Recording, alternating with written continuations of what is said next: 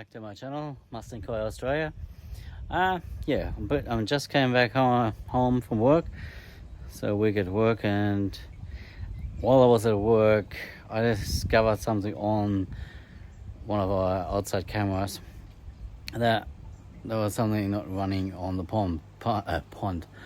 And as it turned out, when I asked my wife to check on it, it's the waterfall, the skimmer to waterfall circuit that wasn't running. So I asked her to check the circuit breakers for that particular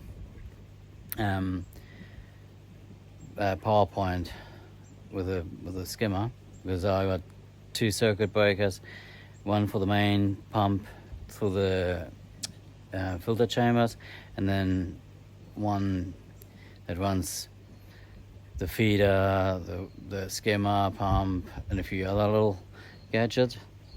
So yeah, she confirmed that it was tripped.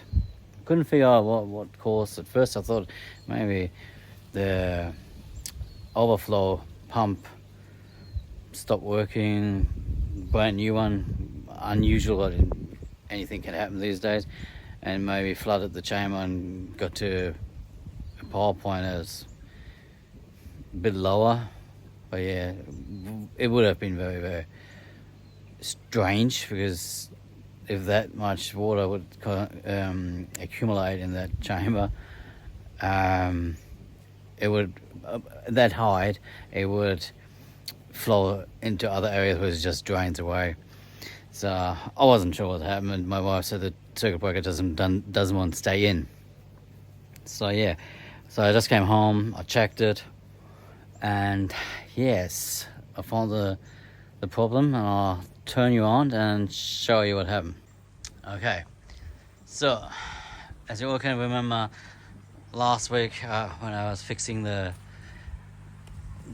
skimmer pump on the ground pond, and I took the Jabal pump from here out, put it onto the ground pond, and then replaced that one with my spare Pond Max, or what you have it in Europe called Evolution Aqua, and it worked well fine. But yeah, today when I came home, I checked it out. Yep, chamber is a little bit wet, and that's just normal, because that pump is on that circuit of that pump. So that circuit that tripped would have then stopped this one too.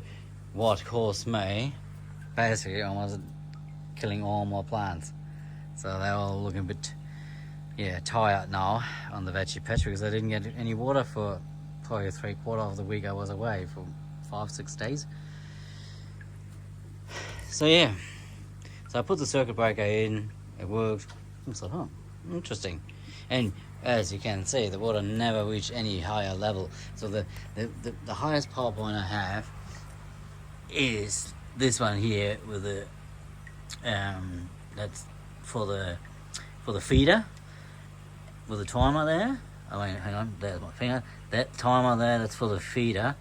And of course, if that water reaches that, it would of course go onto the UV.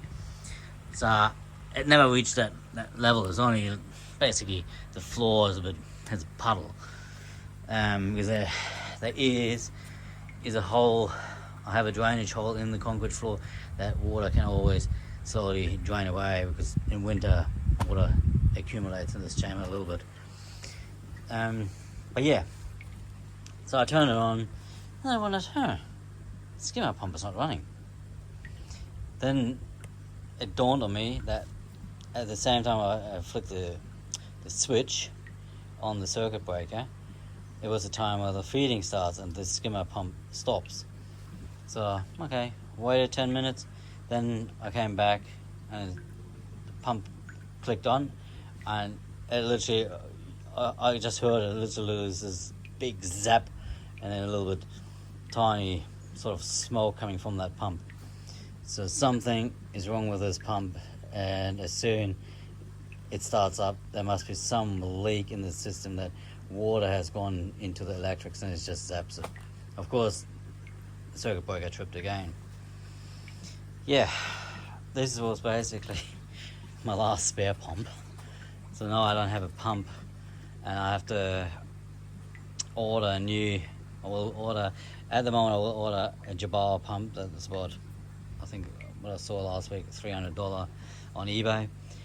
I'll get that one, and then in a couple of weeks' time, when I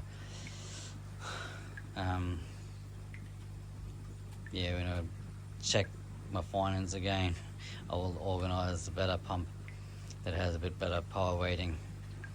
But Jabal will do it for the next few months.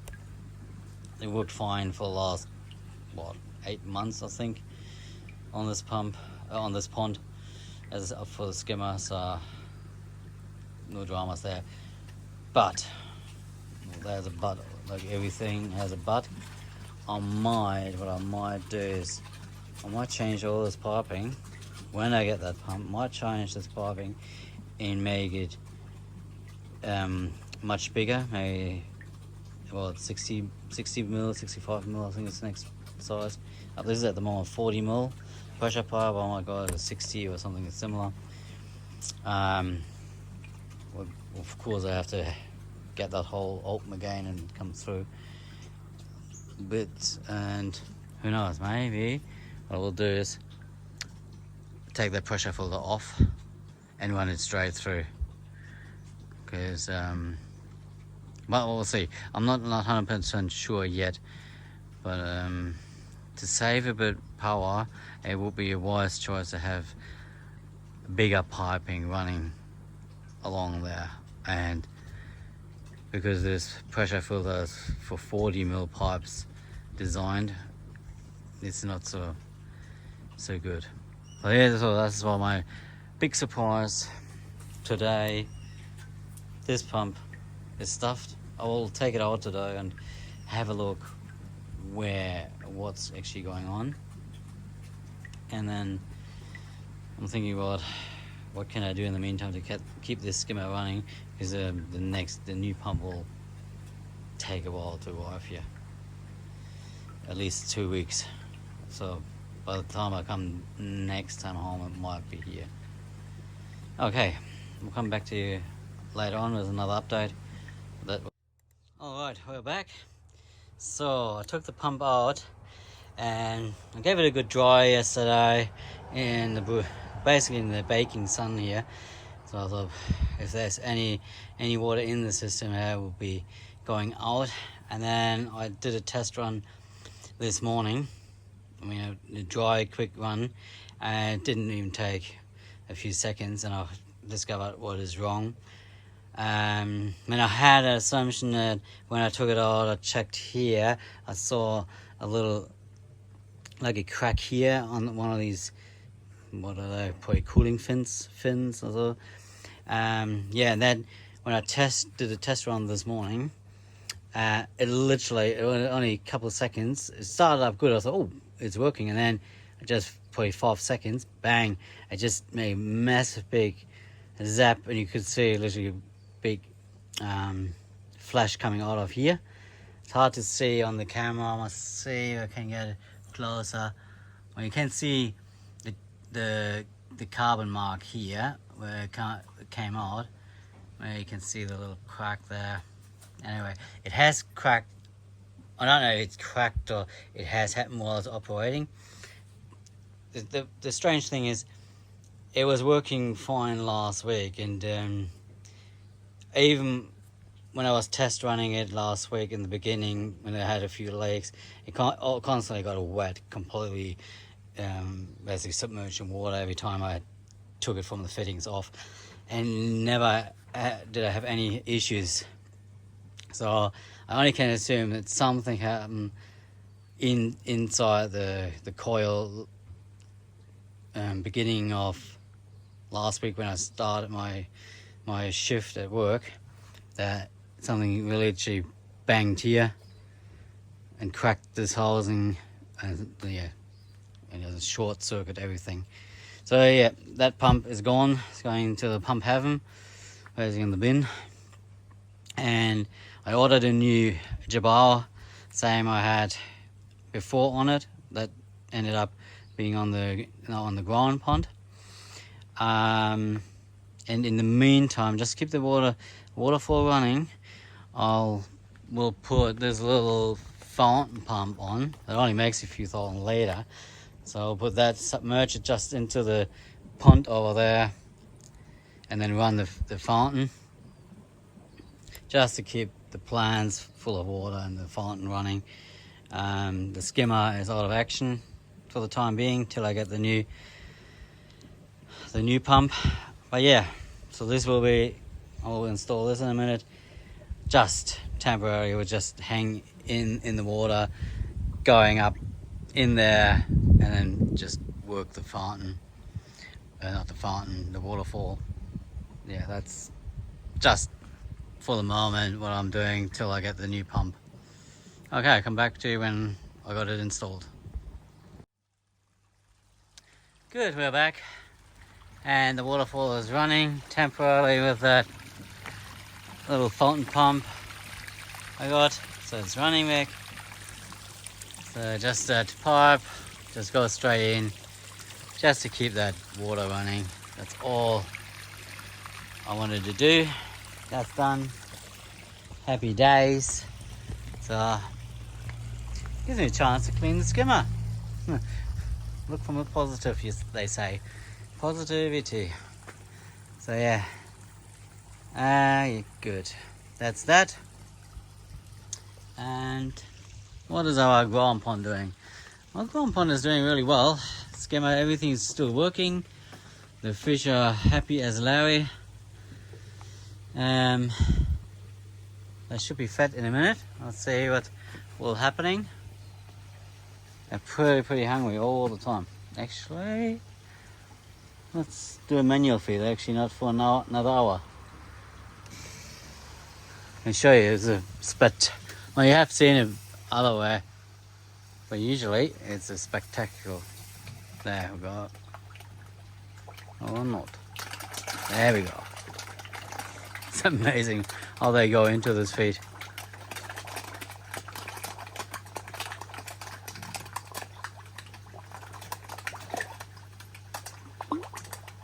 So yeah, they're doing very well. And I got the pH back up to 7. The main pond is 7.2. Here I got it back to 7. I'm not sure if the bicarb is still working, but I have the injection of my dam water into the heater tank with the majority of town water. So basically what it is, it's about like 35 minutes, 40 minute town water getting sprayed in every morning, and 10 minutes, I think it's 10 minutes of dam water, and that will be enough to give this enough KH, because our dam water is pretty high in KH, as you know from previous videos. And that's one of the things that I found interesting. I'll show you in the main pond. Maybe not. Yeah, let's have a look. When you look at, you see the white there? Our white with the little black markings. That had quite a lot of lesions on there, and I thought, well, that's just the age, because it's now coming up to I think 14 years of age. It's one of my first koi's from the first batch, and now where the water is pretty soft, very soft actually. Those lesions, they're almost gone. You had only 1-2 left, but yeah, I'm actually super amazed how they've gone. As well, I have a feeling that now the black in the koi's are getting a bit stronger out. Yeah. Okay, that's from me for this little disaster I had.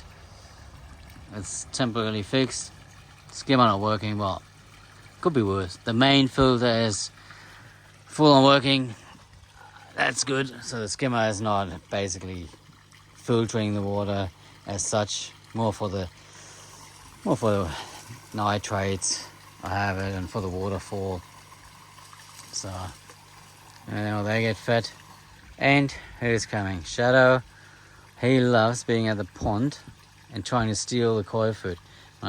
That's my big mission this week, to get out of him.